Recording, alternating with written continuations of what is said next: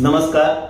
भूमि news Palamu के विशेष कार्यक्रम वर्तमान में आप सभी सुधीर दर्शकों का स्वागत है।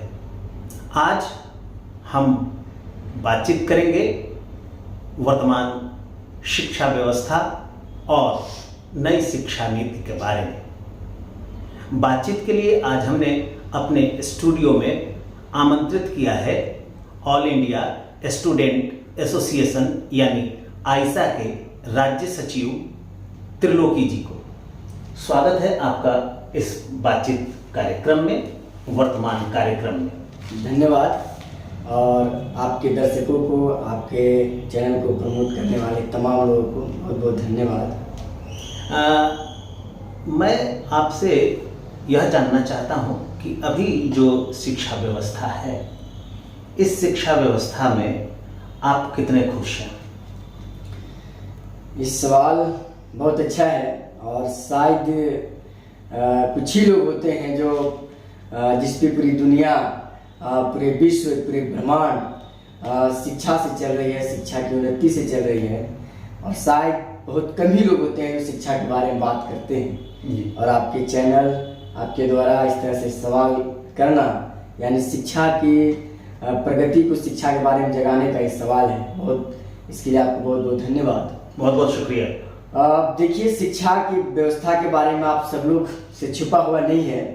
अगर हम झारखंड में हैं तो झारखंड की स्थिति को आप देखेंगे, यहाँ प्राथमिक शिक्षा की बात करेंगे या मध्य शिक्षा की, माध्यमिक शिक्षा की बात करेंगे जी, या हायर एजुकेशन की बात करेंगे जी, तो अभी यूनेस्को जो पूरे विश्व भर में शिक्षा के बारे में रिपोर्ट जारी करती है, यूनेस्को जी, तो आप झारखंड का रिपोर्ट देखेंगे तो उन्होंने प्राथमिक शिक्षा के बारे में बात किया है कि झारखंड में 7,000 ऐसे स्कूल हैं जहाँ पे एक शिक्षक के भरोसे चल रहा है।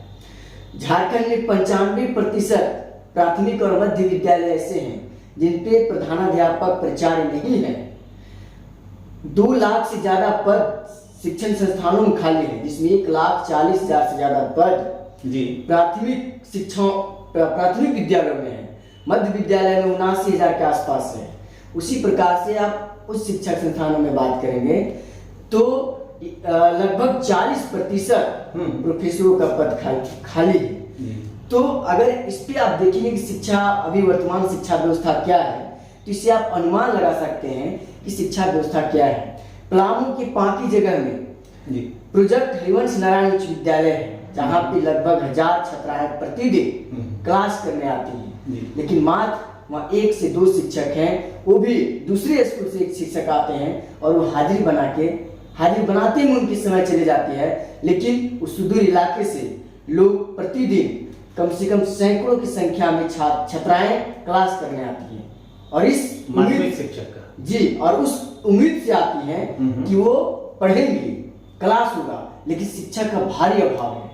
आप जैसा कि बता रहे हैं, ऐसी व्यवस्था तो बहुत ही परेशान करने लायक है। और अगर हम किसी भी देश के विकास की कल्पना करते हैं तो शिक्षा व्यवस्था अगर अच्छी ना हो तो हम विकास के राह पर नहीं जा सकते हैं। बिल्कुल बिल्कुल। अभी एक शिक्षा नीति के तहत उच्च शिक्षा में एक नीति आई है, CUET यानी कि कॉमन यूनिवर्सिटी एंट्रेंस टेस्ट। कुछ लोग इसका विरोध कर रहे हैं, कुछ लोग इसका समर्थन कर रहे हैं। आप क्या करते हैं? देखिए, जब मैं पलामू में हूँ, तो कल ही आप सब लोग जान रहे होंगे कि CUET के खिलाफ में जो NPU है, नीलाम्बर पीताम्बर विश्वविद्यालय, जहाँ पे कल सैकड़ों छात्राएं उतर कर लगभग 3 घंटा विश्वविद्यालय को जाम करके छात्रों ने मांग किया कि CUET को वापस लिया जाए। तो सर, CUET है क्या? झारखंड के छात्रों के संदर्भ में बात करेंगे। झारखंड की जो भौगोलिक स्थिति है जी, झारखंड में जो लोग रहते हैं, जो आप सब लोग जानते हैं, आदिवासी बहुल इलाका है, गरीबी है, लोग केंदू पत्ता तोड़ के जीवन यापन करते हैं, मनरेगा में मजदूरी करते हैं, या जंगल पहाड़ में आदिवासी कंदमूल या जो जंगल की जो चीजें हैं उसको बेचकर जीवन यापन करते हैं और अपने बच्चों को पढ़ाते हैं जी। लेकिन जब CUET आई है तो कम से कम 900 रुपया इसमें खर्चा है ऑनलाइन फॉर्म भरने में। अच्छा। दूसरी बात है कि अभी तक जो हमने देखा कि यहाँ के छात्रों के बोकारो, रांची, जमशेदपुर हद तो ही हो गई कि मैं कुछ दिन पहले धनबाद गया था। धनबाद के छात्र बता रहे थे कि उनका कोलकाता, मुंगेर जैसे शहरों में दिया है, जो उनके पिताजी, बच्चे के पिता, गार्जियन आज तक मुंगेर और कोलकाता नहीं देखे हैं। और इस स्थिति में क्या हो रही है कि दूर सेंटर होने के कारण बहुत सारे छात्र एग्जाम सेंटर तक नहीं जा पा रहे हैं, क्योंकि इस पूरी प्रक्रिया में आप देखेंगे भाड़ा से लेके, रूम किराया से लेके, आने जाने की प्रक्रिया में 5,000 रुपये लगभग खर्चा है कम से कम। दूसरी ओर बात करेंगे तो आप देखेंगे कि इसी सीयूटी में बहुत सारे छात्र नहीं भर पाए, क्योंकि उनकी आर्थिक स्थिति इतनी कमजोर है, इतने इसी तरह से उनके पिताजी घर परिवार चला रहे हैं और पैसा नहीं होने के कारण सीयूटी का एग्जाम ने नहीं दिया।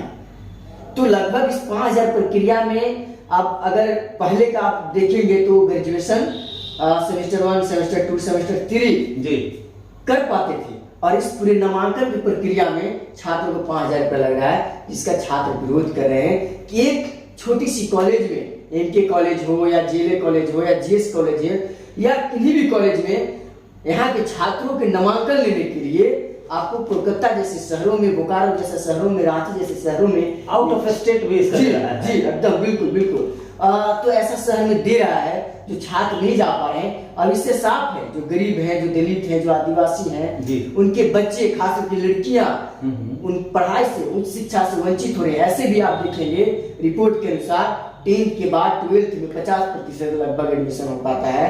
12th के बाद बहुत ही कम स्टूडेंट ग्रेजुएशन में एडमिशन ले पाते थे। अगर ये सीयूटी लागू हो जाती है, सीयूटी लागू कर दी गई है, तो समझिए कि बहुत ही कम स्टूडेंट, खासकर छात्राएं उस शिक्षा में शामिल हो पाएंगे, जिसका खिलाफ लगभग पूरे देश भर में हो रहा है।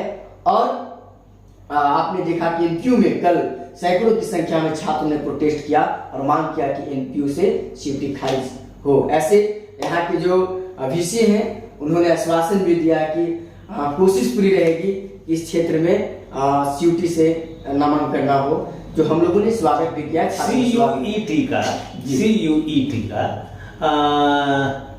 और भी कोई त्रुटियां आपको समझ में आती हैं? जैसे कि सीयूटी में है कि उसका टेस्ट जो होगा वह डिजिटल होगा, और डिजिटल होगा तो फिर गांव के बच्चे तो कंप्यूटर चला नहीं पाते हैं, तो वो तो यूं ही उच्च शिक्षा से छट जाएंगे। जी बिल्कुल आप सवाल जो कर रहे हैं बिल्कुल सही सवाल है।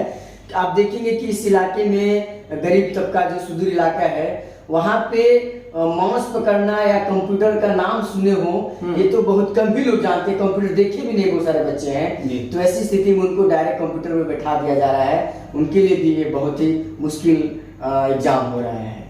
बहुत बहुत शुक्रिया, आपने सीयूईटी के बारे में बताया। सीयूईटी जो है इसे हम जानते हैं कॉमन यूनिवर्सिटी एंट्रेंस टेस्ट। पहले जो विद्यार्थी जो थे उन्हें स्नातक की डिग्री लेने के लिए किसी भी प्रकार के टेस्ट देने की आवश्यकता नहीं थी, सिर्फ इंटरमीडिएट का एग्जाम पास करना था। लेकिन अभी जो नई शिक्षा नीति आई है उसके तहत सीयूईटी का टेस्ट पास करने के बाद ही उनका एडमिशन यूनिवर्सिटी में होगा। अब ऐसी बात है तो ये नई शिक्षा नीति के तहत जो ये सीयूईटी लाया गया, आपने इसकी त्रुटियों के बारे में बताया, और इसकी क्या इसके माइनस पॉइंट या नेगेटिव पॉइंट्स हैं? देखिए, नई शिक्षा नीति से जब बात कर रहे हैं जी, तो नई शिक्षा नीति ही जो है पूरी तरह से जो शिक्षा नीति है वो कारपोरेट पूंजीपतियों, एक तरह से जैसे बाजार में चीनी बिकता है जी, तो 10 रुपया का आप चीनी ले रहे हैं तो 10 रुपया में जितना वजन होगा चीनी उतना आपको चीनी मिल जाएगी। उसी प्रकार से नई शिक्षा नीति में कुल मिला के आप जितना पैसा लगाएंगे उतना आपको शिक्षा मिलेगी। कहने का मतलब है कि शिक्षा का व्यवसायीकरण पूरी तरह से हो। इसके साथ ही इसमें भगवाकरण पे एक बड़ा जोर है जी। जो आप जानते हैं कि हमारा देश में सभी धर्म के लोग रहते हैं, सभी समाज के लोग रहते हैं, लेकिन एक में विशेष तरीके से जोर दिया गया है। लेकिन सीयूटी की जब बात हम कर रहे हैं तो सीयूटी नई शिक्षा नीति के तहत लाई गई है और एक एजेंसी को दिया गया है जो पूरी एजेंसी ये एग्जाम को कंडक्ट कर रही है। इसमें हम लोग जैसे पहले क्या होता था, सीयूटी लिया जाता था लेकिन सेंट्रल यूनिवर्सिटियों में लिया जाता था, जिन जामिया DU जैसे बड़े बड़े यूनिवर्सिटी हैं उसमें लिया जाता था। स्टेट यूनिवर्सिटी में ऐसा नहीं था, लेकिन अब स्टेट यूनिवर्सिटी में कर दिया गया है, जो एकदम गरीब छात्रों के लिए मध्यम वर्ग भी जो है या जो एकदम दलित आदिवासी हैं उनके बच्चे के लिए एकदम शिक्षा से दूर करने की ये सीयूटी है। हम लोगों ने नारा भी दिया है कि सीयूटी की बाध्यता खत्म किया जाए, आर्थिक बोझ देने वाली सीयूटी वापस लिया जाए। जी, बहुत बहुत शुक्रिया, आपने बहुत कीमती वक्त दिया। अभी आप सुन रहे थे त्रिलोकी जी को। त्रिलोकी जी आइसा के झारखंड राज्य सचिव हैं। इन्होंने जैसा कि बताया कि पूरा देश जो है वह शिक्षा से काटने के लिए CUET लागू किया गया है और शिक्षा का व्यवसायीकरण हो गया है। जिस प्रकार से हम किसी सामान को खरीदते हैं, ठीक उसी प्रकार से शिक्षा में जितना पैसा हम लगाएंगे उतनी ही उच्च शिक्षा प्राप्त कर सकते हैं। यह पूरी तरह से शिक्षा को बेचने का काम किया जा रहा है। यही है हमारे आज के शिक्षा व्यवस्था और शिक्षा की नई नीति। अब इस नीति के खिलाफ आपको आगे आना है या इस नीति को लागू कराना है, यह आपके ऊपर हम छोड़ते हैं। आज के लिए बस इतना ही। फिर मुलाकात होगी किसी अगले कार्यक्रम में और नए विचारों के साथ।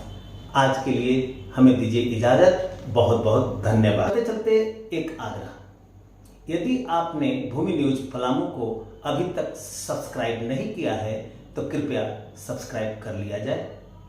कार्यक्रम अच्छा लगे तो लाइक और शेयर भी किया जाए।